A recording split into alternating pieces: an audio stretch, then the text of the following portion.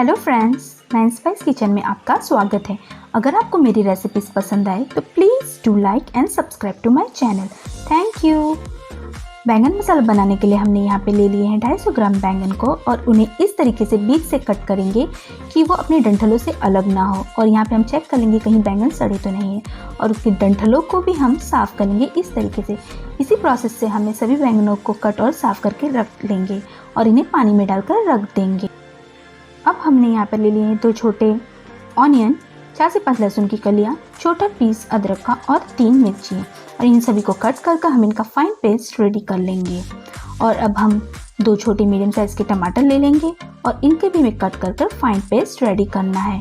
और हमने अब ले लिया है आधा कप मूंगफली का जो कि रोस्टेड है, उसे भी साफ़ कर हम उसका भी फाइन पेस्ट रेडी कर लेंगे।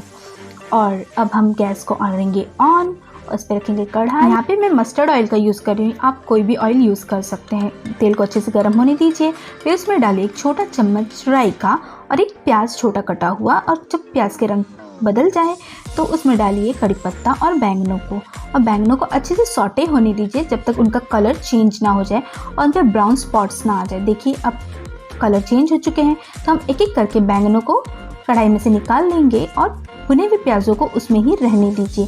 और अब इसमें हमें डालना होगा पेस्ट जो हमने पहले रेडी किया था ऑनियन जिंजर गार्लिक का, और डालिए नमक और हल्दी पाउडर, मिर्ची पाउडर और गरम मसाला पाउडर। इन सभी को अच्छे से मिलाइए और जो टमाटो का पेस्ट है उसे भी ऐड कर दीजिए। अब इन्हें ढककर पकाएंगे 4 से 5 मिनट के लिए। बाद में बैंगनों को इसमें ऐड करके उन्हें भी अच्छी तरीके से मिलाकर हम यहाँ पे आधा लीटर पानी डालेंगे, ज़्यादा पानी नहीं डालेंगे। और जब ढककर हमें 5 से 6 मिनट मीडियम हाई फ्लेम पे पकाएंगे। देखिए कितनी अच्छी कंसिस्टेंसी हो चुकी है बैंगनों मसाले की। इसमें धनिया से गार्निश कीजिए। अब हमारा बैंगन मसाला रेडी है।